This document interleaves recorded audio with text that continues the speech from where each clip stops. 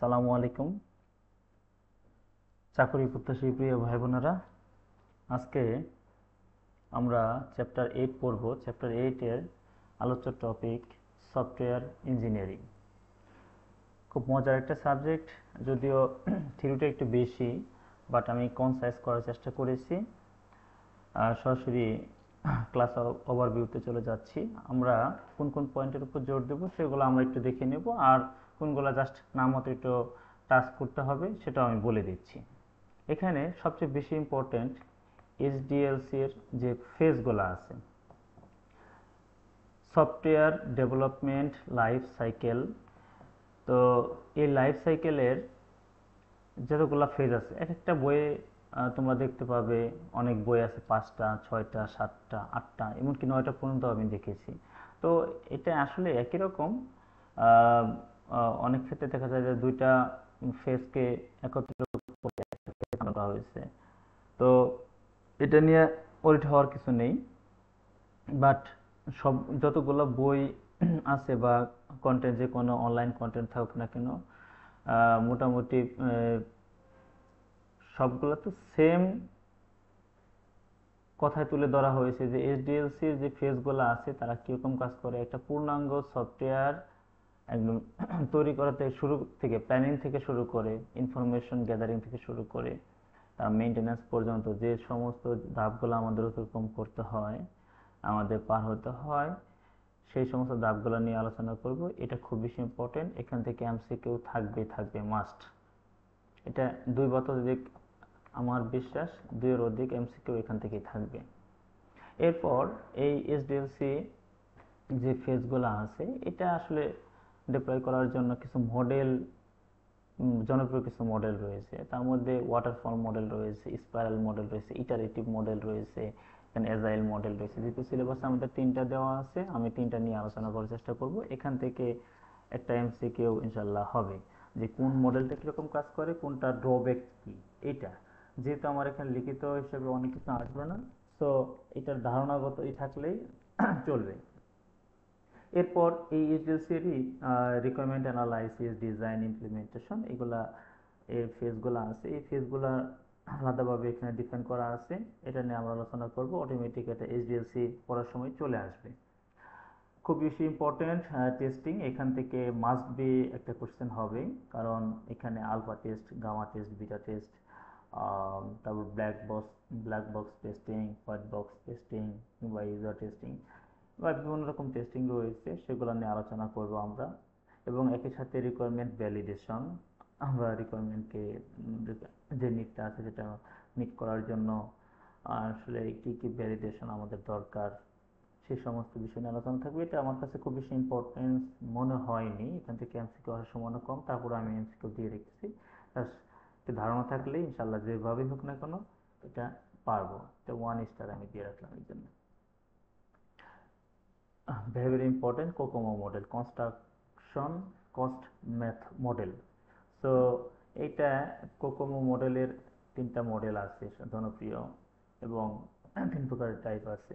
সেগুলো আমরা একটু দেখার চেষ্টা করব, এবং এখানে মূলত কিভাবে কিছু ল আছে, এই লগুলো কিভাবে কাজ করে, গাণিতিক ম্যাথমেটিক্যাল টার্মগুলো এখানে জানার চেষ্টা করব। এবং পরিশেষে কোয়ালিটি অ্যাসুরেন্স এবং মেনটেন্যান্স। কোয়ালিটি অ্যাসুরেন্স খুবই ইম্পর্টেন্ট। এখান থেকে অনেক সময় আছে এসকিউএ, সফটওয়্যার কোয়ালিটি অ্যাসুরেন্স, এখান থেকে একটা মার্ক হওয়ার সম্ভাবনা অনেক বেশি। তো সরাসরি আমরা আমাদের পড়াতে চলে যাচ্ছি। এসডিএলসি ফেজ সিম্পল। এখন এটা আমি একটা লাইনেই আমি এই পুরো ফেজটা আমি শেষ করতে চাই। যদি আমি বলি যে তোমাদেরকে একটা সফটওয়্যার ডিজাইন করতে হবে, কিসের জন্য? সাপোজ বড় তোমার নিজের একটা কোম্পানির জন্য, সাপোজ পেশেন্ট ম্যানেজমেন্ট সিস্টেম, একটা হসপিটালের জন্য পেশেন্ট ম্যানেজমেন্ট সিস্টেম একটা সফটওয়্যার দাঁড় করাতে হবে। Okay fine. তাহলে তুমি কি করবে? শুরুতেই তুমি যতগুলা ধাপ অতিক্রম করবে, এই ধাপগুলোকে যদি আমি একটু সুশৃঙ্খল, অর্গানাইজড ওয়েতে, স্ট্রাকচারড ওয়েতে আমি সাজাই, তাহলে কিন্তু আমরা এটাই দেখতে পাবো আলটিমেটলি। কীরকম? যে আমরা প্ল্যান, অনেকে এই প্ল্যানটাকেই এখানেই আমরা দেখব রিকোয়ারমেন্ট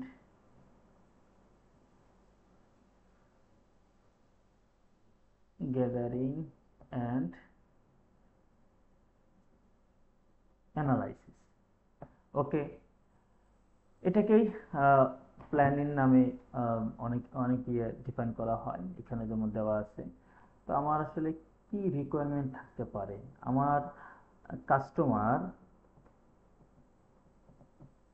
এবং ডেভেলপার টিম যদি আমি চিন্তা করি, এই কাস্টমারের রিকোয়ারমেন্ট কি আছে, এটা ডেভেলপাররা কিভাবে মিট আপ করবে, মূলত তাদের চাহিদাটা কি, তাদের ক্রাইটেরিয়াগুলো কিভাবে ফিল আপ হবে, এই পুরো ব্যাপারটাই আসলে এই রিকোয়ারমেন্ট গ্যাদারিং অ্যান্ড অ্যানালাইসিস পার্টে করা হয়। মজার ব্যাপার হলো, এখানে যদি আলাদা আলাদা টিম চিন্তা করি, ডিজাইনে একটা টিম, কোড বিল্ডিং একটা team, testing, deployment and maintenance maintenance তো ডিজাইন, কোডিং, আমি যদি এইভাবে চিন্তা করি, প্রতিটা টিম আলাদা আলাদা টিম আছে। এখন এই টিমের থেকে টিমের যে হেড, সাপোজ প্রতিটা টিমে 3 জন 4 জন 5 জন সদস্য বিশিষ্ট একটা একটা টিম আছে। প্রতিটা টিমের যে হেড আছে, প্রত্যেকটা টিমের হেড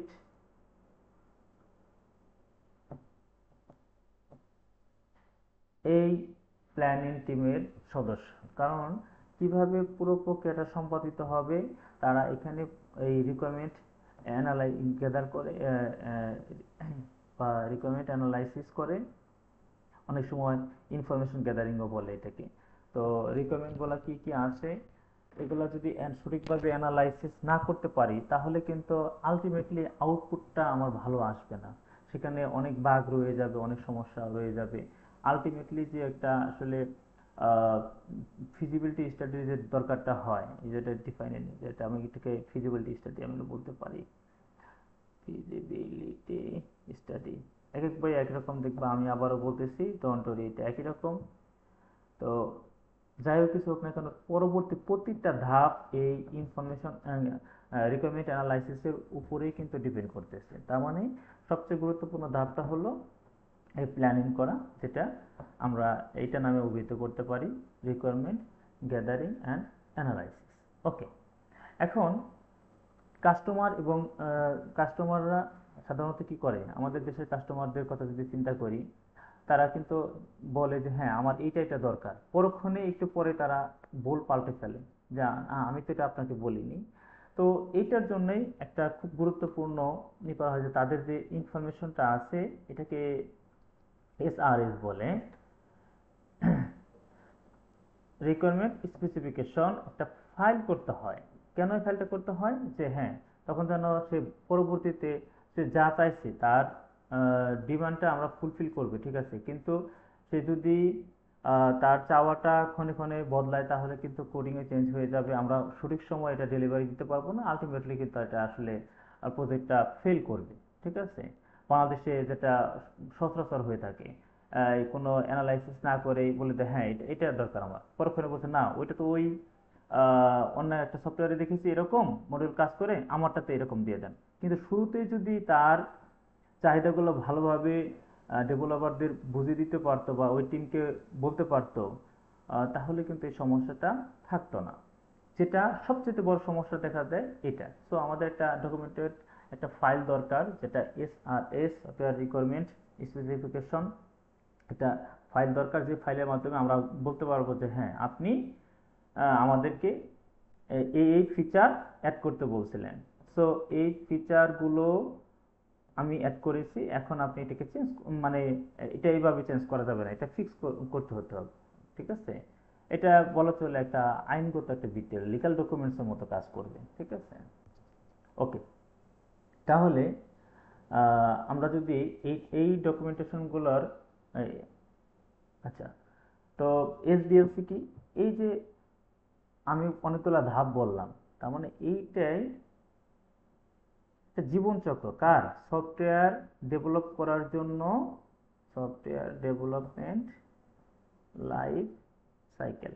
এভাবে কিন্তু আসলে করবে। এখানে শেষ পর্যন্ত যখন মেনটেনেন্স করবে তার মানে কি শেষ হয়ে গেল? না, মেনটেনেন্স করার পরে বাগ ফিক্স হয়েছে, আবার পুরো প্রক্রিয়াটা ঘুরতে থাকতে পারে। ঠিক আছে, আসলে মূলত এভাবেই কিন্তু পুরো প্রক্রিয়াটা চলতে থাকে।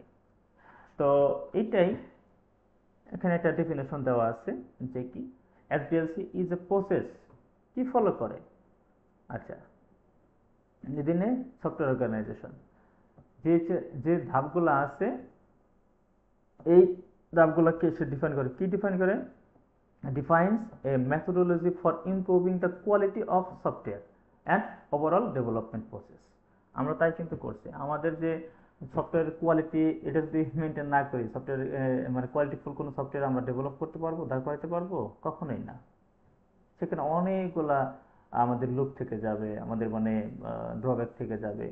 সো আলটিমেটলি কিন্তু সাস্টেনেবল কোনো প্রোডাক্ট কিন্তু আমরা ডেভেলপ করতে পারবো না। ওকে, তোমাদেরকে আমি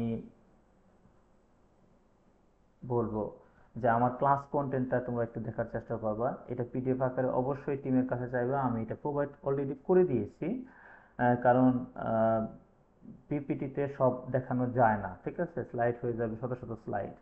সো আমি ক্লাস কন্টেন্টটা এই জন্য দিয়ে রাখছি, এক নজরে যদি তোমরা দেখে যাও তাহলে কিন্তু আর সমস্যা থাকবে না। এটাই বলছি যে planning and requirement analysis, already যেটা বলছি এখানে প্ল্যানিং নামে অভিহিত করা, এটা আমরা অলরেডি বলে ফেলছি। আমার যে রিকোয়ারমেন্টসগুলো আছে সেগুলোকে আমার ডিফাইন করতে হবে, অলরেডি যেটার কথা তোমাদের আমি বলে ফেলেছি, SRS। এরপর পরবর্তী ধাপটা কি আমাদের, যে ডিজাইনিং দ্য প্রোডাক্ট, এই প্রোডাক্টের আর্কিটেকচার এখন ডিজাইন করতে হবে। মূলত এটাই কিন্তু আসলে মানে একটা আর্কিটেকচারাল ভিউ এখানে ডিজাইন করা হয়। ঠিক আছে,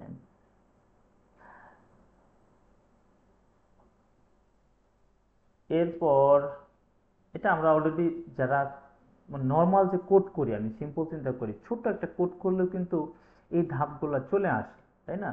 আমাকে যে কোনো একটা প্রবলেম যখন সলভ করতে বলে, সিম্পল, সেটা হতে পারে আমার ফ্যাক্টরিয়াল নাম্বার, তুমি একটু চিন্তা করে দেখো তো, তুমি কি সরাসরি কোড করতে বসে যাও না, আমার কি কি আউটপুট হতে পারে, একটা আউটপুট ডিজাইন করো, তার জন্য কি কি ইনপুট হতে পারে, ইনপুট ডিজাইন করো, মানে আসলে এই কি কি ইনফরমেশন লাগতে পারে, কিভাবে কোন ভেরিয়েবলে আমার আউটপুটটা রাখবো, তার ডেটার সাইজটা কত হবে, ভেরিয়েবলের সাইজটা কত হবে, ইত্যাদি ইত্যাদি, এবং তার প্রসেসটা কী রকম হবে, মানে কম্পিউটেশনাল যে প্রসেসটা কীরকম হতে পারে সেটা কিন্তু আমরা দেখে নিই। সেটা আমরা প্রোগ্রামিং যে স্টেপগুলো আছে সেটাতে অলরেডি আমরা দেখেছি ক্লাস চ্যাপ্টার 2-তে।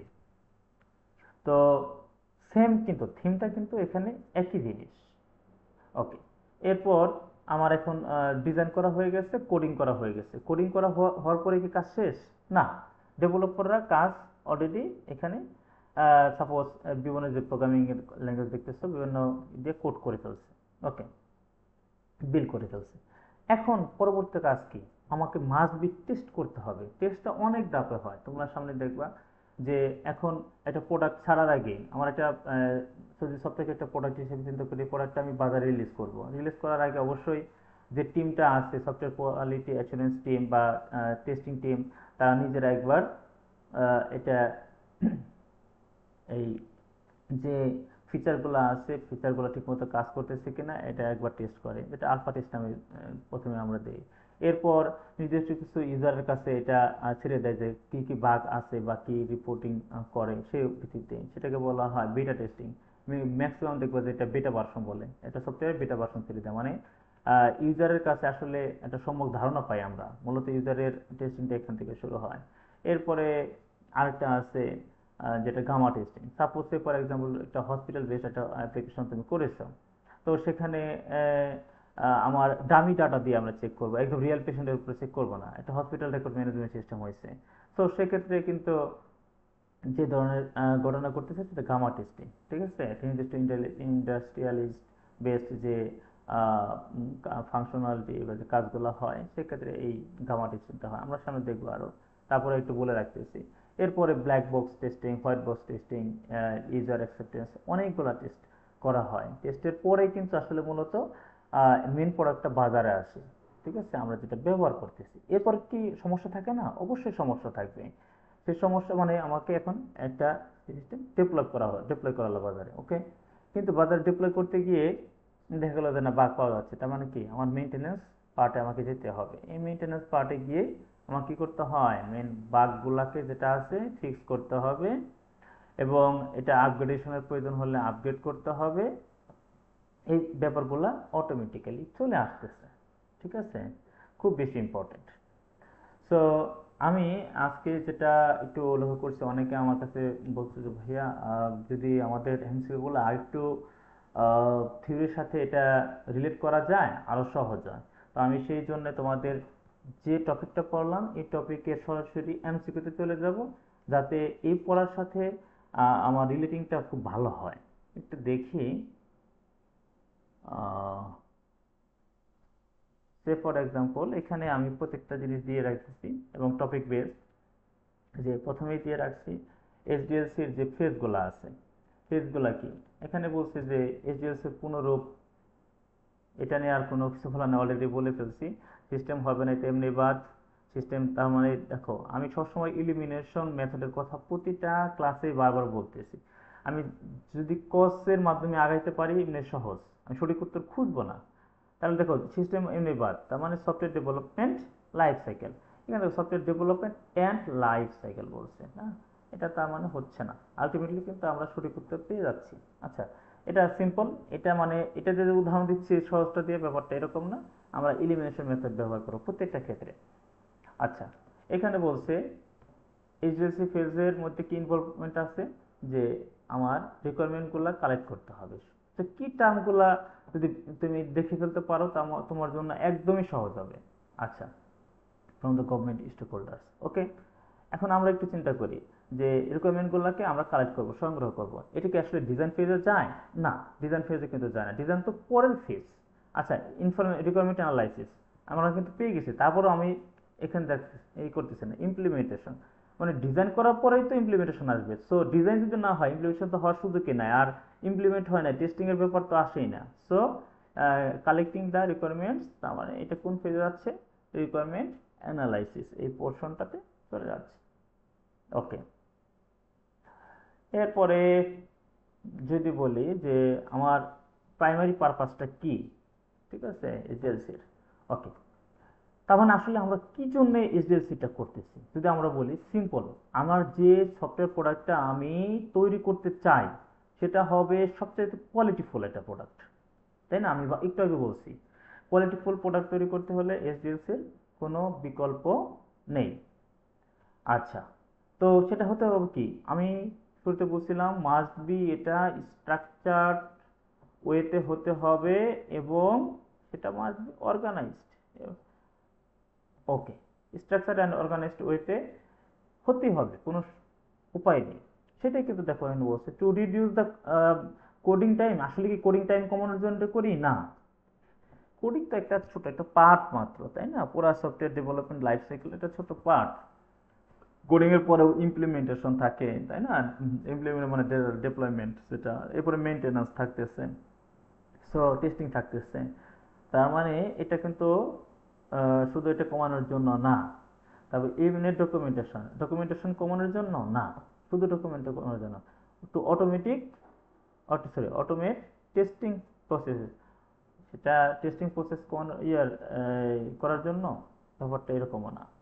তার মানে এখানে বলছে to ensure systematic and quality software development. অবশ্যই এটা অবশ্যই সিস্টেমেটিক, স্ট্রাকচারড অ্যান্ড অর্গানাইজড হতে হবে, এবং এটা কোয়ালিটিফুল একটা সফটওয়্যার প্রোডাক্ট আমাকে দাঁড় করাইতে হবে, ওকে। তারপরে এখানে দেখতে পাচ্ছি আমাদের বলা আছে যে এসডিএলসির যে ফেজগুলো আছে, এখানে সফটওয়্যার টেকনিক্যাল আর্কিটেকচার যেটা আছে, আমি একটু আগে বলছি আমরা যখন ডিজাইন করব, ডিজাইনের সময় আসলে কিভাবে এটা আসবে, ইনপুট ডিজাইন, আউটপুট ডিজাইন, ঠিক আছে, সব ডিজাইনগুলো আছে, মানে তার প্রোটোটাইপিংটা নির্ধারণ করা হয়, তাই না? সো এটা আসলে কোন ইয়ার, এটা ডিজাইন পার্টেই আমরা কিন্তু পেয়ে যাচ্ছি, ওকে। তারপর যদি আমি দেখি যে কি অ্যাক্টিভিটি, কার, আচ্ছা কোন সময়টা বলতেছে, ডিউরিং ইমপ্লিমেন্টেশন। এই ইমপ্লিমেন্টেশন ফেজে কি অ্যাক্টিভিটিটা কি সেটা আমার বের করতে হবে এসডিএলসির। ওকে, তার মানে ইমপ্লিমেন্টেশন আমি আবার ফেজ চিন্তা করি, আমি ডিপ্লয় করব যখন, সেই সময়টার কথা একটু চিন্তা করি। তো প্রজেক্ট রিকোয়ারমেন্ট কি ওই সময় ডিফাইন করব না, এটা তো আগে, ডিজাইনেরও আগে, তাই না? রিকোয়ারমেন্ট অ্যানালাইসিস ডিফাইন করার পরে, ডিফাইন ইন দ্য রিকোয়ারমেন্টস, এরপরে না হয় আমার ডিজাইন আসতে হবে, ডিজাইনের পরে আমার আসবে আমার কোডিং বা বিল্ডিং, যেটা কোডিং বিল্ডিং, এরপরে আসবে আমার টেস্টিং, মেনটেন্যান্স, তাই না, deployment and maintenance. Okay, so এখানে আমরা একটু দেখি যে ইমপ্লিমেন্টেশন আমরা ইমপ্লিমেন্ট করব, তাহলে কি কি আছে, আমি এলিমিনেশন মেথড করি, রাইটিং অ্যান্ড ইন্টিগ্রেশন কোড। ওকে, একটা কোডকে লেখা এবং তাকে ইন্টিগ্রেট করা। ইন্টিগ্রেট করা মানে কি, সাপোজ একটা সফটওয়্যারকে, একটা যদি আমি ইআরপির কথা বলি, এন্টারপ্রাইজ রিসোর্স প্ল্যানিং, তাই না, ইআরপি যে সফটওয়্যারগুলো আছে এটা অনেকগুলো সাব মডিউলের সমন্বয়ে গঠিত। এখন এই সাব মডিউলগুলোকে আমাকে মাস্ট বি ইন্টিগ্রেট করতে হবে, ইন্টিগ্রেট করে পুরো সিস্টেম দাঁড়াবে, তাই না? সেটা আমরা ওই যে ডাইনামিক মেথড পড়েছি, গ্রিডি অ্যালগরিদম পড়েছি, বিভিন্ন কিছু অ্যাপ্রোচ পড়েছি। তো যে অ্যাপ্রোচে অ্যাপ্রুভ করো না কেন সেটা নিয়ে সমস্যা নেই। যে সাব মডিউলগুলো আছে, সাব মডিউলগুলোকে মাস্ট বি ইন্টিগ্রেট করতে হবে এবং একটা পূর্ণাঙ্গ সিস্টেম দাঁড়াবে, আদারওয়াইজ কিন্তু এটা সম্ভব না। এটাই বলছে যে ক্রিয়েটিভিটি কি, ইমপ্লিমেন্টেশন ফেজের রাইটিং অ্যান্ড ইন্টিগ্রেশন কোড। আমি ধরে নিচ্ছি এটা আমার হতে পারে, এটা আমি শিওর না, ওকে থাকুক, আমি পরেরটাই চলে আসি যে ইউজার অ্যাকসেপ্টেন্স টেস্টিং। না, টেস্টিং পার্টের কিন্তু এটা না, যে ইমপ্লিমেন্টেশন ফেজের পরে ডাকটা হলো এইটা, তাই না? তারপরে যদি বলি যে আপডেটিং, আপডেটিং এর যে ব্যাপারগুলো, এটা কিন্তু আসলে মেইনটেনেন্স পার্টে চলে যাচ্ছে। সো আলটিমেটলি কিন্তু আমরা পাচ্ছি যে রাইটিং অ্যান্ড ইন্টিগ্রেটিং যে কোডটা আছে সেটা হলো ইমপ্লিমেন্টেশন ফেজে এক্সিস্ট করে। ওকে, এখানে তোমরা আরো অনেকগুলা আছে, আমি শুধু তোমাদেরকে বলবো এই যে এক্সপ্লেনেশন গুলো আছে এটা কি বলছে, আর এই বাকিগুলা কেন হলো না, যে কোনো একটা হলো তাহলে বাকি তিনটা কেন হলো না, এটা যদি বুঝে ফেলতে পারো, আমি মনে করি যে কোনো থিওরি তোমার এখানে কিন্তু শতভাগ এখানে কাভার হয়ে যাচ্ছে। ঠিক আছে, এইচডিএলসির আমি 20টা এমসিকিউ এখানে দিয়ে রেখেছি, 20 এমসিকিউ শুধু এইচডিএলসির বিভিন্ন ফেজ। এরপরেও আমি রিকোয়ারমেন্ট অ্যানালাইসিস, ইমপ্লিমেন্টেশন এবং এটা থেকে আরো আরো মেবি 30টা এমসিকিউ আলাদা করে দিয়েছি, সেটাও তোমাদের এখনই আমি একটু দেখিয়ে দিচ্ছি। এটা হলো 3টা মডেল আছে, মডেলের নিচে যেটা আছে ওইভাবে আমি সাজিয়ে দিয়েছি, তারপর আমি তোমাদের এখনই দেখিয়ে দিই। আচ্ছা, এখানে দেখো রিকোয়ারমেন্ট অ্যানালাইসিস তোমাদের সিলেবাসে যেটা আছে। তো ওকে, এখানে বলছে প্রাইমারি গোলটা কার, রিকোয়ারমেন্ট অ্যানালাইসিসের মেন উদ্দেশ্যটা কি, আমরা কিন্তু অলরেডি আমরা জানি রিকোয়ারমেন্ট অ্যানালাইসিসের মেন উদ্দেশ্যটা হলো যে ইউজারের যে ডিমান্ডগুলো আছে, নিডগুলো আছে, সেগুলোকে কালেক্ট করবো এবং ডকুমেন্টেড করবো, তাই না? তো কোড তো নাই, কোড তো আমি লিখবো না এখন, এটা তো আমার উদ্দেশ্য হতে পারে না, তাই না? ফাংশনালিটি টেস্ট করা এটাও হতে পারে না, এটা এমনি বাদ, এটা রাইট দ্য কোড বলছে, এটা এমনি বাদ, তাই না? আর আর্কিটেকচার সফটওয়্যার এটা ডিজাইন পার্টে চলে যাচ্ছে, সো আমি কিন্তু আলটিমেটলি পেয়ে যাচ্ছি। তারপর common deliverable of the requirement analysis phase, আমি একটু আগে বলছি তোমাদের এসআরএস এর কথা।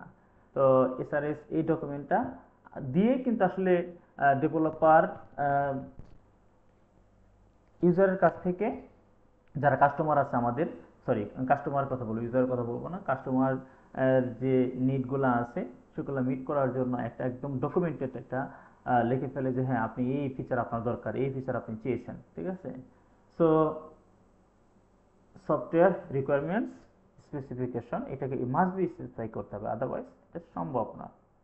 না হলে কিন্তু একটা কেচার লেগে যাবে বাংলা যদি বলি যে হ্যাঁ আমি আপনাকে এটা বলেছিলাম আপনি এটা করেছেন, তাহলে এটা চেঞ্জ করেন, যখন চেঞ্জ করবো পুরো সিস্টেমে আমার হাত দিতে হবে, সব আবার নতুন করে ডিজাইন করতে হবে, কোডিংয়ে হাত দিতে হবে, ওইভাবে আমাকে বাগ ফিক্স করতে হবে যদি থাকে, টেস্টিং করতে হবে। তো অনেকগুলো ঝামেলা চলে আসে, তাই না? আচ্ছা, টিপিক্যালি ইনভলভ রিকোয়ারমেন্ট অ্যানালাইসিসে কি, যে আবারও সিম্পল, আমার এই সফটওয়্যার এইটা ডিজাইন করব, এটা স্টেক হোল্ডার কে কে? স্টেক হোল্ডার যারা কাস্টমার, যে ডেভেলপার, যতগুলো টিম আছে, শুধু ডেভেলপার বলবো না, মানে যারাই আছে এখানে সফটওয়্যার টিমের এই ইয়ের সাথে, ডিজাইনের সাথে যারা জড়িত, ইমপ্লিমেন্টেশনের সাথে জড়িত, টেস্টিংয়ের সাথে যারা জড়িত, প্রত্যেকটা স্টেক হোল্ডার কে কনসিডার করতে হবে এটার সাথে ইনভলভমেন্ট, এবং যারা অ্যানালাইসিস করে, অ্যানালাইসিস যে করে সেটা অ্যানালাইস। সো এটা বুঝতেছি, শুধু কি প্রোগ্রামার না, শুধু প্রোগ্রামার না, অনলি যে স্টার সেও না, অনলি ইন্ড ইউজার একদম শেষ ব্যবহারকারী সেটাও না। সো যত রকম স্টেক হোল্ডার সবাই কিন্তু এটার সাথে ইনভলভমেন্ট। ওকে, তাহলে এখান থেকে তোমরা যে জিনিসটা দেখে নেবে, রিকোয়ারমেন্ট অ্যানালাইসিস এরকম আমি অ্যাপ্রক্সিমেটলি মনে হয়, হ্যাঁ হ্যাঁ, 7-8টা করে দিয়ে দিয়েছি। ডিজাইন পার্টে একটু দেখে নেই, তাহলে আমাদের কিন্তু এসডিএলসির যে ধাপগুলো আছে, কিভাবে কাজ করে, কোন ধাপের কি কাজ, একটা ধাপের সাথে আরেকটা ধাপের কি পার্থক্য, সব কিন্তু এখানে এই এমসিকিউ পড়ার সময়ই চলে আসবে। সো এটা কঠিন কোনো কিছু না। ডিজাইন মেন উদ্দেশ্যটা কি এই ডিজাইনের? আচ্ছা, তো আমাদেরকে বলছে কোড। ওকে, না এটা তো হতে পারে না, এটা মনে হয় একটু আগে পড়েছি। ডিজাইন একটা আর্কিটেকচার, একটা ভিউ দাঁড় করানো, তাই না? তো এই এখানে বলছে টেস্ট করা, না এটাও হবে না। গ্যাদারিং ইনফরমেশন রিকোয়ারমেন্টস, এটাও হয় না। এটা ইনফরমেশন রিকোয়ারমেন্টস, এটা এটা টেস্টিং পারপাসে, এটা হলো তোমার কোডিং ফেজে।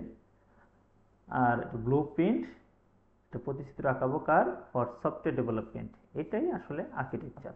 সো এই আর্কিটেকচার ভিউ কিন্তু আমার ডিজাইনে করা হচ্ছে, ঠিক আছে? যে ডিজাইন ফেজে আমরা আসলে আমাদের যে টেকনিক্যাল প্ল্যানগুলো আছে, যে সিস্টেম আর্কিটেকচার, যেটা আমি অলরেডি বলছি, কিসের সব গভর্নমেন্ট সফটওয়্যার ডেভেলপমেন্ট একটা এক্সাম্পল দিচ্ছে না, শুধু গভর্নমেন্ট সফটওয়্যার ডেভেলপমেন্ট কেন, যে কোনো সফটওয়্যার ডেভেলপমেন্ট এটা হতে পারে। এটা এটা উদাহরণস্বরূপ একটা জাস্ট দাঁড় করানো আছে, দেওয়া হয়েছে মাত্র। আচ্ছা, টিপিক্যালি ফলাফলটা, আউটপুটটা কি পাই ডিজাইন ফেজের, সেটা আমরা দেখবো গভর্নমেন্ট প্রজেক্টে। তাহলে আমার এখানে কি কি আছে একটু দেখি, যে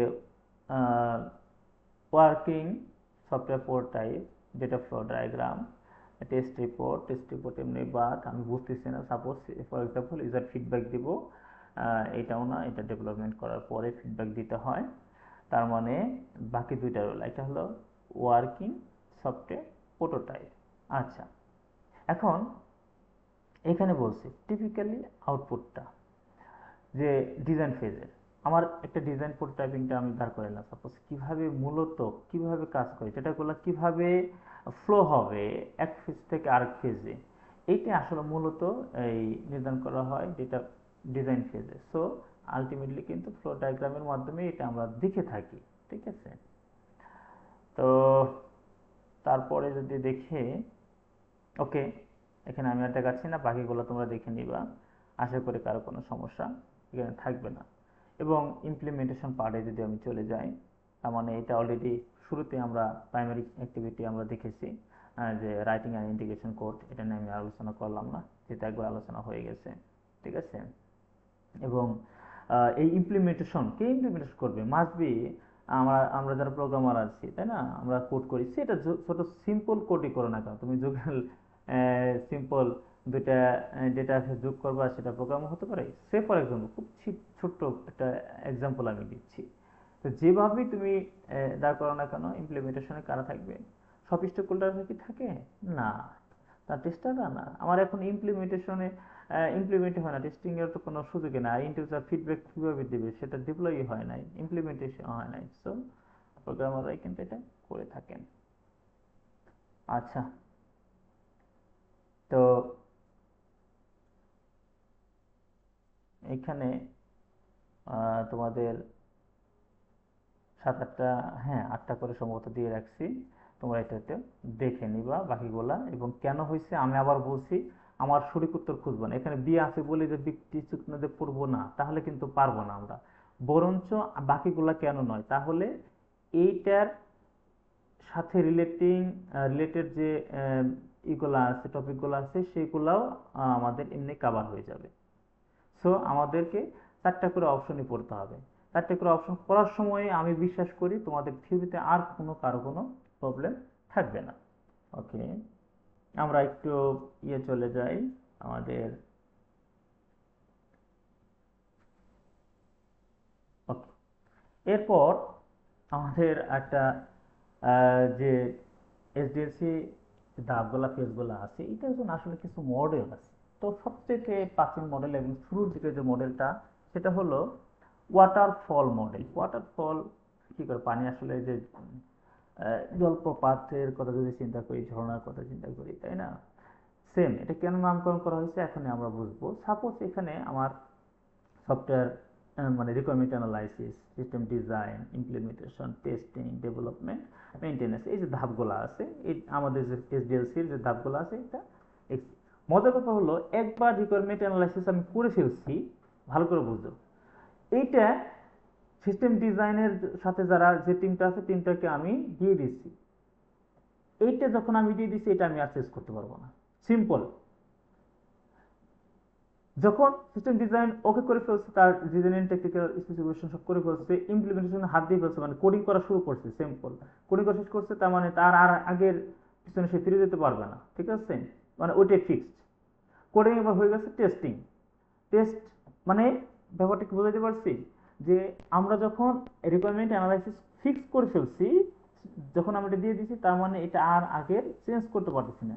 সো এটা কিন্তু বড় একটা ড্রব্যাক। যদিও শুরুর দিকে ছোট খাটো যে প্রতিষ্ঠানগুলো আছে, ছোটখাটো সফটওয়্যারের ক্ষেত্রে, যেটা সময় উপযোগী, অল্প সময় লাগে, খুব বেশি রিস্ক অ্যানালাইসিস করে দেখা যায় যে না, এটা কোনো নাই, ফিজিবিলিটি স্টাডি করে দেখা গেছে যে এখানে কোনো এত বেশি ঝামেলা নেই, সে সমস্ত ক্ষেত্রে কিন্তু এটা বেশ ভালো কার্যকরী ছিল। বর্তমানে এটা খুব কম ব্যবহার করা হয়। এগুলার ড্রব্যাকগুলো ওভারকাম করে অনেকগুলো মডেল দাঁড় করানো আছে, ইটারেটিভ মডেল, স্পাইরাল মডেল, দেখবা সামনে অ্যাজাইল মডেল, বিভিন্ন মডেল আমরা একটু দেখব। তো এটা হলো ওয়াটারফল মডেল। আমরা এটা আরো বিস্তারিত ক্ষেত্রে দেখে রেখেছি আমি আমাদের ক্লাস কন্টেন্টে। আমি 3টা করে তোমাদের স্লাইড দিয়েছি। একটা হলো পিপিটি, পিপিটিতে নর্মাল যেটা আছে, এবং নর্মাল সাধারণত চিত্রবৈতিক উপস্থাপনের চেষ্টা করেছি, এবং এর সবিস্তারিত বর্ণনা ক্লাস কন্টেন্টে, এবং এটার সবগুলোর আমাদের এক্সামিনেশনের জন্য যাতে বেশ ভালো প্রিপারেশন নিতে পারি, সেজন্য এমসিকিউ পার্ট।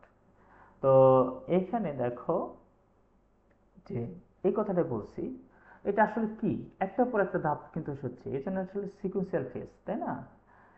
এবং একটা যখন শেষ হয়ে যায়, পরটায় চলে যাচ্ছে। সো রিকোয়ারমেন্ট অ্যানালাইসিস বা requirement gathering and analysis, system design, implementation, যে ধাপগুলো আছে, যেটা বলছি এটাই। এবং এর যদি অ্যাপ্লিকেশনটা বলি, তাহলে তোমাদের কাছে আরো ক্লিয়ার হয়ে যাবে যে এটা আসলে রিকোয়ারমেন্টসগুলা ভেরি ওয়েল ডকুমেন্টেড এবং ক্লিয়ার এবং ফিক্সড, যেটা একটু আগে বললাম।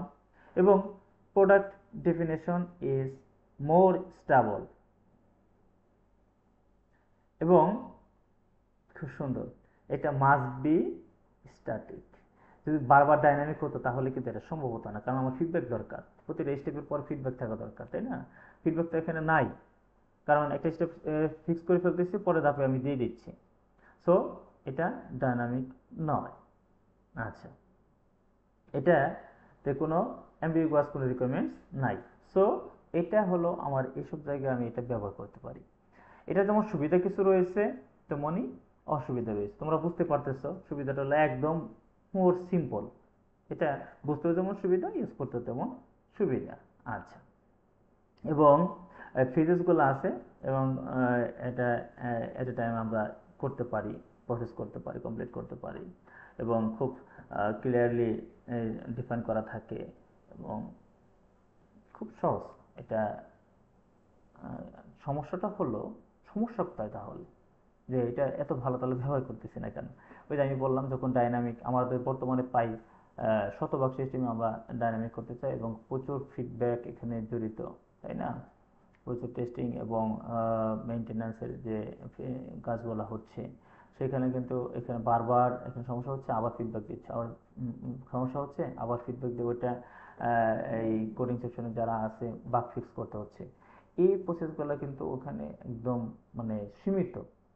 সো এখানে no working software is produced until late during life cycle. Okay, high amounts of risk and uncertainty, অবশ্যই, কারণ আমি তো একবার ফিক্স করে ফেলে ওটা ভুল যদি হয়ে যায় তাহলে পুরো সিস্টেমই ভুল। একবার রিকোয়ারমেন্ট অ্যানালাইসিসে ভুল করে ফেলছে, ফিক্স করে ফেলছে, এটা দিয়ে দিচ্ছে, রিকোয়ারমেন্ট অ্যানালাইসিসে যদি ভুল করে ফেলে, কথার কথা আমি অন্য ধাপগুলো নাই গেলাম, তাহলে কিন্তু এখানে ভুল করে ফেলতেছে।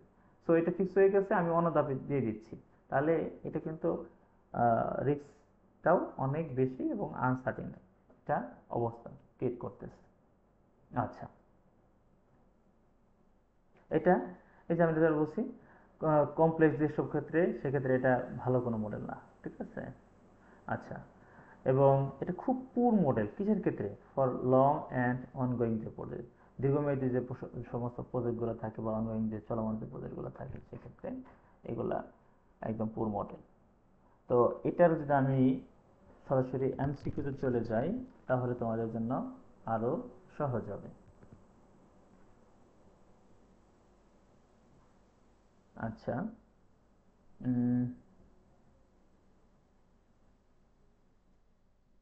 এখানে একটু দেখো, আমি তিনটা মডেলই দেখিয়ে দিয়েছি। আচ্ছা, ওয়াটারফল মডেল, তো ওয়াটারফল মডেলের প্রাইমারি ক্যারেক্টারিস্টিক্স বা ফিচারটা কি, এটা যদি দেখি, এটা কি ইটারেটিভ? না, ইটারেটিভ তো নাই। আচ্ছা, হ্যাঁ, সিকোয়েন্সিয়াল ফেজ মাত্র পড়লাম, উইথ নো ওভারলুপ। দেখো, একটা মাস্ট বি সিকোয়েন্সিয়াল ফেজ, কিন্তু কোনো ওভারলুপ নেই, সরি ওভারল্যাপ নেই। ওকে, তারপর বলছে হুইচ ফেজ, আচ্ছা, ওয়াটার মডেল কোনটা? Immediately follow requirements gathering. আচ্ছা, রিকোয়ারমেন্টস গ্যাদারিং এর পরে আমি মাত্রই দেখলাম অলরেডি ফিগারে, এই সিস্টেমকে ডিজাইন করতে হবে, তাই না? সিস্টেমের ডিজাইনের পরে ইমপ্লিমেন্টেশন চলে আসে, দেন টেস্টিং, দেন মেনটেন্যান্স। সো আমরা কিন্তু এখান থেকে বুঝতে পারতেছি। ওকে, তার মানে এটা এমনি বাদ তিনটা।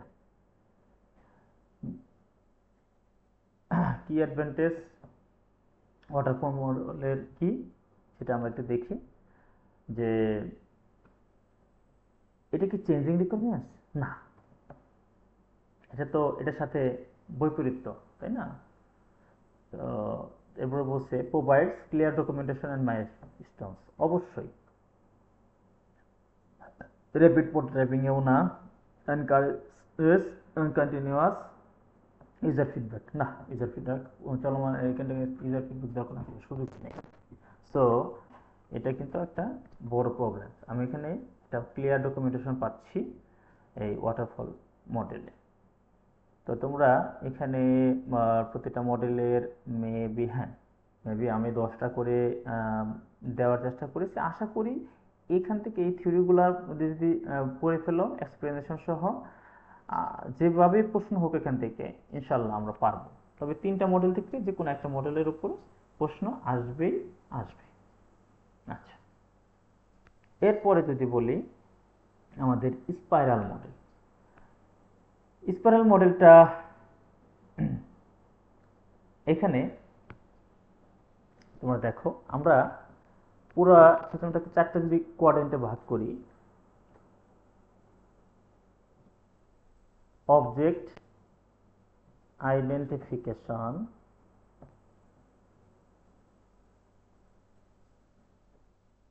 alternate evaluation, product development,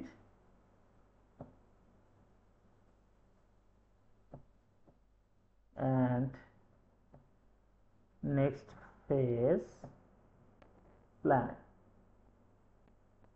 ওকে, এখন দেখি এটা কিভাবে কাজ করে। আসলে মূলত সিম্পল, যে এটা আসলে এক একজন একভাবে দেখাইছে। আমি যদি চিন্তা করি, এই যেখানে তোমরা দেখতে পাচ্ছ রিস্ক, এই alternate evaluation, risk management, prototyping, তো আমি এটাকে এখান থেকে দাঁড় করতে চাই। আমার যে অবজেক্টিভ আইডেন্টিফিকেশনটা আছে যেটা, সেটা থেকে মূলত যদি আমি এই শুরু করি, তাহলে আমাদের একটু বুঝতে সুবিধা হবে। এখানে আমাকে ইভালুয়েট করতে হবে। কি ইভালুয়েট করতে হবে? এটা রিস্ক অ্যানালাইসিসটা করতে হবে আমাকে, তাই না? এবং এটার প্রোটোটাইপিংটা আমাকে যে প্রোটোটাইপিং মডেলগুলোতে দাঁড় করাতে হবে। এইখান থেকে যদি দেখো, এখান থেকে এটাকে এভাবে আমি আঁকাই অন্য একটা সিম্বল দিয়ে, তাহলে আর সুবিধা হবে। ওকে, এখন এই পার্টে যদি বলি, আমার প্রোডাক্টটাকে ডেভেলপ করতে হবে। আচ্ছা, ডেভেলপ কি কতগুলো ধাপে হয়? ডেভেলপের মাঝে ডিজাইন করতে হবে, কোডিং, ইন্টিগ্রেশন, টেস্টিং, ইমপ্লিমেন্টেশন, অনেকগুলো ধাপ জড়িত, তাই না? আমি অনেকগুলো ধাপ মিলে এখানে এই পুরোটা মিলে হলো আমার প্রোডাক্ট ডেভেলপটা হবে। ওকে, এখন এই প্রোডাক্ট ডেভেলপ করতে গিয়ে এইটা হলো এর পরের ধাপটা আমি এখানে আসে, এবং দ্যাট মিনস এখানে দেখো তোমরা রিলিজ। পরবর্তী ফেজের জন্য আমার প্ল্যানিংটা, এবং রিভিউ বেসিস আমার মাস্ট বি অবজেক্ট আইডেন্টিফিকেশনটাকে, অবজেক্টটাকে আইডেন্টিফাই করতে হবে, যেটা এটা কি চলমান প্রক্রিয়া। এইখান থেকে এখানে যখন গেল, এই ফেজের পরে এই ফেজ অ্যান্ড নেক্সট। সো এটা কিন্তু যখন আমার এরকম আসবে, এটা স্পাইরালি চলতে থাকবে। এই জন্য এটার নামকরণ করা হয়েছে স্পাইরাল মডেল। এটাকে আমি জাস্ট একদম অতি সংক্ষেপে বললাম। তোমরা যদি এখানে দেখো, এই কথাটাই বলা আছে যে 4টা ফেজ আছে। আচ্ছা, এবং একটা সফটওয়্যার প্রজেক্ট রিপিটেডলি এই ফেজগুলোর মধ্যে ইটারেশনের ভিত্তিতে আমার ঘুরতে থাকবে, তাই না? সো এই জন্য নামকরণ হয়েছে যে একটা স্পাইরালের মতো ক্রিয়েট হয়, এটা এই জন্য নামকরণ করা হয়েছে এই স্পাইরাল মডেল। তো এখানে এই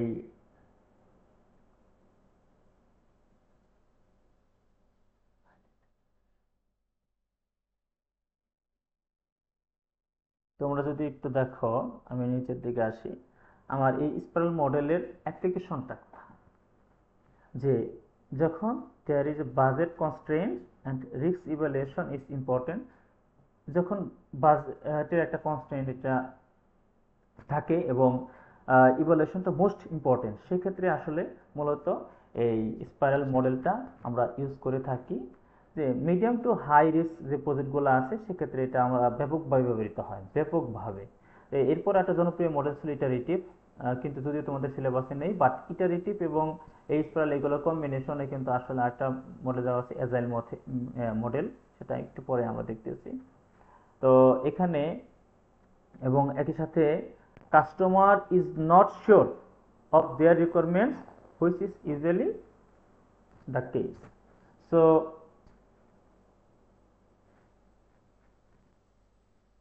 এখানে আমরা একই সাথে দেখে নেব যে স্পাইরাল মডেলের প্রজ অ্যান্ড কনস, তার সুবিধা এবং অসুবিধা তোমরা একটু ভালো করে ব্রিফ করবা, তারপর আমি কয়েকটা বলে দিচ্ছি। এক আমি এক নজর পড়লেই এটা ক্লিয়ার হয়ে যাবে তোমাদের কাছে। তার মানে আগেরটা কি ছিল? চেঞ্জিং রিকোয়ারমেন্টসগুলোকে আমি রিকোয়ারমেন্টসগুলোকে চেঞ্জ করার সুযোগ ছিল ওয়াটারফল মডেলে? না, সুযোগ ছিল না। এখানে কিন্তু বারবার যদি রিপিটেড হচ্ছে, ইটারেটিভ হচ্ছে, সো এটা সুযোগ আছে, ঠিক আছে? তারপরে allows extensive use of prototype, okay, এবং ইউজার কি করতে, user see the system early, requirements can be capture more accurately, হ্যাঁ, আরও বেশি অ্যাকুরেটলি ক্যাপচার করার সুবিধা সে পাচ্ছে। বাট আমি সবগুলো পড়তে দেখাচ্ছি না। এবং তার ডিসঅ্যাডভান্টেজ কোনগুলা?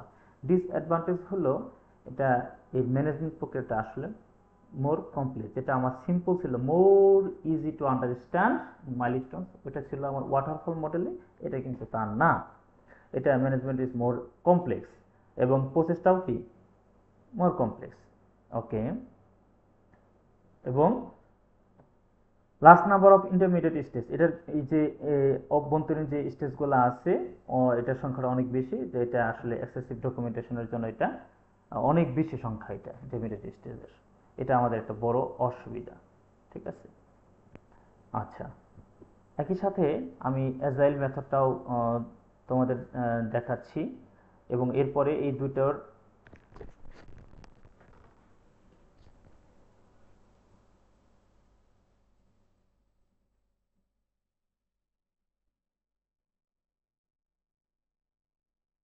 আচ্ছা, আমি এমসিকিউতে চলে যাই, তাহলে তোমাদের জন্য সুবিধা হবে। প্যারাল মডেল দেখো, প্রাইমারি ফিচারটা কি? এটা কি সিকোয়েন্সিয়াল? না, এটা সিকোয়েন্সিয়াল না, এটা ইটারেটিভ সাইকেল, অবশ্যই iterative cycle with risk analysis. আমরা একটু আগে বলছি যে রিস্ক অ্যানালাইসিস সহ এটা, যেমন কন্টিনিউয়াস ডেলিভারি এটা না। ওকে, আমরা পেয়ে গেছি মাত্র যেটা পড়লাম। Which face is unique spiral model. আচ্ছা, স্পাইরাল মডেলের মূলটাই হলো আমার রিস্ক অ্যানালাইসিসের ভিত্তিতে আসলে এটা মূলত কাজটা হবে, তাই না? কোর ফেস যেটাকে আমরা বলবো, স্পাইরাল মডেলের মেইনটা হলো কোর ফেসটা হলো রিস্ক অ্যানালাইসিস। সো এই জন্য কিন্তু এইখান থেকেই মূলত আমার এটা শুরু হয়েছে। তোমরা যদি একটু দেখে থাকো, যেমন এটা ফল, এই যে রিস্ক অ্যানালাইসিস, তো রিস্ক ম্যানেজমেন্ট প্রোটোটাইপিং, এটা যেটা আছে এই কোয়াড্রেন্ট থেকে কিন্তু আসলে মূলত আমার এটা হলো আমার যে কোর ফেস। আচ্ছা, এবং এখান থেকে কিন্তু আমরা এটা দেখাইছি, এই যে স্পাইরালিংটা, স্পাইরালের যে প্রসেসটা এখান থেকে কিন্তু শুরু হয়েছে, এখান থেকে শুরু হয়েছে, এভাবে চক্রাকারে করতে থাকছে। ওকে, তারপর এখানে যদি দেখি আসলে মূল সুবিধাটা কি, মাত্রই বুঝলাম যে যখন রিস্ক অ্যানালাইসিসটা আমার হয়ে যাচ্ছে, so early risk identification and mitigation, মানে মিনারেল লোকেশন হতে পারে না, র্যাপিড ডিপ্লয়মেন্ট উইথাউট টেস্টিং তো হবেই না। আচ্ছা, ফিক্সড রিকোয়ারমেন্টস না, এরকম কি ফিক্সড না, কিন্তু আমরা যদি নাও পারি ইলিমিনেশনের মাধ্যমে কিন্তু বের করতে পারলাম যে early risk identification and mitigate করতে পারি আমরা, তাই না? যে রিস্ক অ্যানালাইসিস যখন করে ফেলবো, এটাকে মিটিগেট করা আমাদের জন্য একদম খুব ইজি হয়ে যাবে। ওকে, এরপরে তোমাদের অ্যাজাইল মেথড, অ্যাজাইল মেথডের আগে অ্যাজাইল মেথড নিয়ে একটু চিত্রভিত্তিক আলোচনা করি, তাহলে তোমাদের জন্য সহজ হয়ে যাবে। আচ্ছা, যদি এই অ্যাজাইল মেথডটা আসলে কিভাবে কাজ করে, আমরা যদি একটু এটা দেখি, দেখো এটা মনে হতে পারে যে ভাইয়া আমরা তো একটু আগে এসডিএলসি এর এই পুরো টাইপ করে ফেলছি একদম শুরুতে, planning, requirement analysis, designing, building, testing ইত্যাদি ইত্যাদি। ঠিক আছে, ওকে, ফাইন। একটু ধরো এটাকে একটা লুপ ভিত্তিক চিন্তা করো, এটার একবার ইটারেশন হবে। আচ্ছা, এবং এইখানে একটা মজার জিনিস আছে, 2 থেকে 3 মাস। আচ্ছা, এটা একটু পরে বলতেছি। আবার ইটারেশন টুতে সেম প্রক্রিয়া, ইটারেশন থ্রিতে সেম প্রক্রিয়া, আরো 2-3 মাস। তোমরা অনেকেই ধরে ফেলছো যে আসলে যে এই অ্যাজাইল মডেলটা, আমি একটু পড়ি তাহলে তোমাদের জন্য আরো ক্লিয়ার হয়ে যাবে।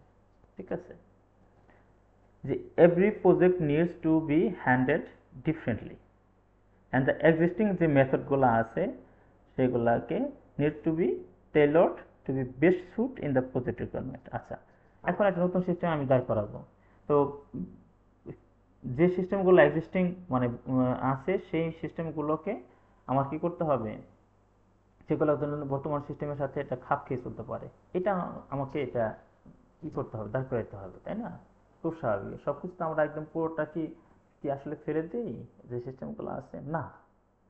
এখন এটা ইটারেটিভ অ্যাপ্রোচের মাধ্যমেই আসলে মূলত এটা হয়। এখন গ্রাফিক্যাল ইলাস্ট্রেশন যদি আমি দেখি, এখানে পুরো প্রসেসটাই হয়েছে, এবং আফটার 2 থেকে 3 মাস পরে আবার সেম ইটারেশন প্রসেসটা হয়েছে।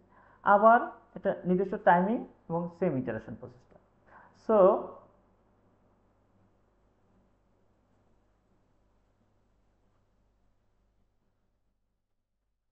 আমি যদি এটার প্রিন্সিপালটা দেখি যে individuals and interaction, working software, customer collaboration, responding changes, এটা যদি দেখি, আমি শুধু টেনে যাচ্ছি যেহেতু এটা খুব মানে কম ইম্পর্টেন্ট, তারপরেও একবার টাচ দিয়ে যাচ্ছি।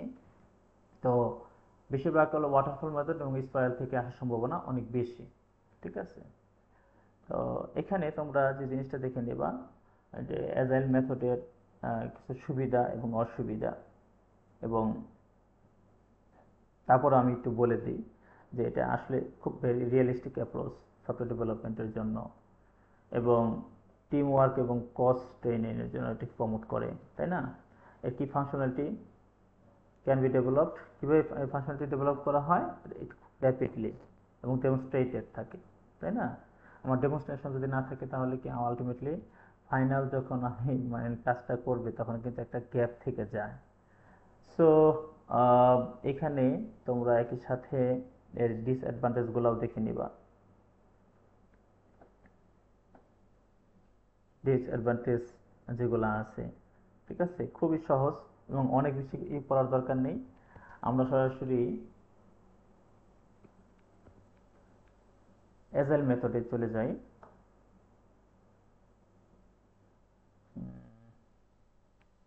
অ্যাজাইল মেথডের এমসিকিউতে যদি যাই,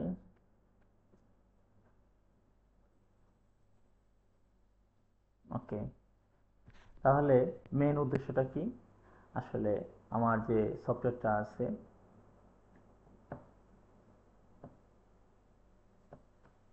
সব কি সিকুয়েন্সিয়ালি করবো? না, এটা তো ইনলিভার্ট, এটা তো আসলে ইটারেটিভ প্রসেসে হচ্ছে, তাই না? আমি এখানে লিখছি delivering the software in small, হ্যাঁ, খুব সংক্ষিপ্ত সহকারে এবং ইটারেটিভ ইনক্রিমেন্টস, বুঝতেই পারতেছি। আচ্ছা, অ্যাভয়েডিং ইউজার ফিডব্যাক, ভুল। এটা কি আমরা ইউজার ফিডব্যাক অ্যাভয়েড করি? কখনোই না। Fixed requirements. সো এখানে আরও আছে, তোমরা যদি দেখো অ্যাজাইল কি ফোকাস করে on iterative development, okay, with frequent deliveries, ideal for dynamic government project. Okay, তার মানে আমরা এক্সপ্লেনেশন থেকে কিন্তু একদম পুরো একটা ক্লিয়ার কনসেপ্ট, একটা আইডিয়া পেয়ে গেলাম। আমি তোমাদেরকে বারবার বলতেছি, প্লিজ রিড দ্য কেয়ারফুলি, এক্সপ্লেনেশনটাকে কেয়ারফুলি রিড করতে হবে এবং ফোকাস করতে হবে কি পয়েন্টের দিকে, আসলে কি বলছে ওখানে। তাহলে কিন্তু আমার আমার জন্য সহজ এবং এলিমিনেশন মেথড ব্যবহার করে আমরা ইজিলি ফাইন্ড আউট করতে পারবো, যে কোনো হোক না কেন। যেহেতু আসলে আমাদের কম্পিউটার সায়েন্সে ইগুলা থাকে একটু ক্রিটিক্যাল দেওয়ার চেষ্টা করে। সো সিএসসি এর যতগুলো সাবজেক্টই হোক না কেন সব সাবজেক্টের এভাবে যদি তোমরা একটু রিড করার চেষ্টা করো, একটু মানে পড়ার চেষ্টা করো, আমি মনে করি খুব সহজ হয়ে যাবে তোমাদের জন্য। ঠিক আছে, আচ্ছা। তো এজাইল মেথডে তোমরা এটা দেখে নিবা, ইনশাল্লাহ প্র্যাকটিস করবা। কারো কোনো সমস্যা থাকলে এখানে আমাকে কমেন্ট সেকশনে জানাবা, আমি ইনশাল্লাহ রিপ্লাই দেওয়ার চেষ্টা করব। তো আমি এটা দুইটা পার্টে বিভক্ত করেছি যেহেতু এটা অনেক বড়। এরপরে কোকোমো মডেলটা আমি একটু দেখাবো, এবং একই সাথে কোকোমো মডেল, তারপর সফটওয়্যার কোয়ালিটি অ্যাসুরেন্স এবং মেনটেন্যান্স যে পার্টগুলো আছে এটা আমি সেকেন্ড পার্টে দেওয়ার চেষ্টা করব। আজকে এই পর্যন্তই, সকলকে ধন্যবাদ। আসসালামু আলাইকুম।